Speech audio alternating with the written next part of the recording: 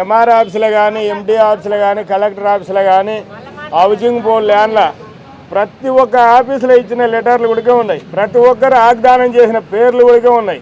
ప్రతి ఒక్క లీడర్ కార్పొరేటర్తో సహా ఈడ ఏ కార్పొరేటరు ఏ వాగ్దానం చేసిండు ఎప్పుడు చేసిండు అనే డీటెయిల్స్ కూడా ఉంది. దయచేసి ఇది కూడా ప్రకటిస్తున్నారు. వచ్చి మీకు ఇల్లు కట్టిస్తామన్నారు. ఆ రోజు కూడా ఉమ్మడి ఆంధ్రప్రదేశ్ ఉన్నప్పుడు చంద్రబాబు నాయుడు ఇదే బాలింగపల్లి చివరస్తానా సుందరయ్య పార్క్ కాడ చివరస్తానా ఈడ బహిరంగ సభలో చెప్పిండు మీకు ఇల్లు కట్టిస్తామని చెప్పి. రాజశేఖర రెడ్డి ప్రభుత్వం చంద్రబాబు నాయుడు పోయి రాజశేఖర రెడ్డి గెలిచినాక 1000 రూపాయలు కట్టండి మీకు ఇల్లు ఇప్పిస్తామని ఎంఆర్ ఆఫీసులో ఇల్లు ఇప్పిస్తామని ఎంఆర్ ఆఫీసులో 1000 రూపాయలు కడితే మీకు ఇల్లు ఇప్పిస్తామని అన్నారు. ఆ 1000 రూపాయలు కట్టిన రిసిప్ట్లు ఉడక ఉన్నాయి. ప్రతి ఒక్క ప్రభుత్వం వస్తుంది మీకు ఎలక్షన్ల నాడు వచ్చి మీకు ఇల్లు ఇప్పిస్తాం మేము ఉంటామని చెప్పి ప్రతి ఒక్క లీడర్ వచ్చి అంటాడు. కానీ ఇన్నేళ్ళ సంది మాకు ఒక లీడర్ ఉడక వచ్చి ఇల్లు ఇస్తాం అనేది లేదు. కట్టించే నాయకుడు లేడు, ముందుకు వచ్చే నాయకుడు లేడు. ఎలక్షన్ల నాడు మాత్రం చెప్తారు.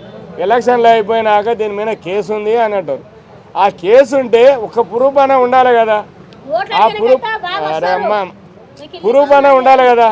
ఆ ప్రూఫ్ లేదు. ఎందుకు లేదు, ఎందుకు గ్లామ్లింగ్ చేస్తున్నారు అనేది మాకు అర్థం కాలే ఇప్పటి వరకు.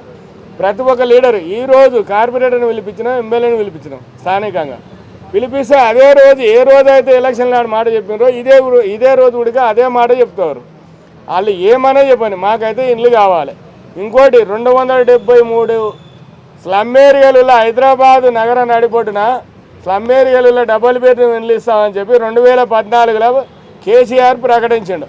దాంట్లో భగత్ సింగ్ నగర్ అనే బస్తీ సుందరయ్య పార్క్ పక్కన ఉన్న భగత్ సింగ్ నగర్ అనే బస్తీ ఫస్ట్ లిస్ట్లో ఉంది. అయినా మమ్మల్ని పట్టించుకుంటలేరు. ఫస్ట్ లిస్ట్లో పేపర్లు అయితే ఉంది కానీ పట్టించుకుంటలేరు. ఎందుకు పట్టించుకుంటలేరో ఏం కథనే అర్థమవుతలేదు. ఈరోజు ఖచ్చితంగా దయచేసి మాకు డబుల్ బెడ్రూమ్లు కావాలి. ఖచ్చితంగా ఏ నాయకునికి ఏ ఎమ్మెల్యేకు సపోర్ట్ చేసడం కాదు, మాకు అన్యాయం జరగకుండా మాకు న్యాయం జరపాలి. ఈడ ఉన్న కుటుంబాలకు డబుల్ బెడ్రూమ్లు ఇవ్వాలని చెప్పి కోరుకుంటున్నాం. ఇందిరమ్మ లెక్కల డబుల్ బెడ్రూమ్లు ఇక్కడనే మా ఈ కుటుంబాలకు మొత్తం సరిపోయిన జాగా ఉంది. ఈ కుటుంబాలకు ఈయనే మేము ఉమ్మడిగా కుటుంబాలు ఏ కులం ఉన్నా ఏ తలం ఉన్నా ఒక తల్లి పిల్లలాగా ఉంటున్నాం. అందుకొరకు మేము ఇక్కడనే ఉండాలి, ఇక్కడనే డబుల్ బెడ్రూమ్ కావాలని చెప్పి ఇందిరమ్మ ఇళ్ళ లెక్కల డబుల్ బెడ్రూమ్ ఇక్కడనే కట్టేయాలని చెప్పి కోరుకుంటున్నాం. అది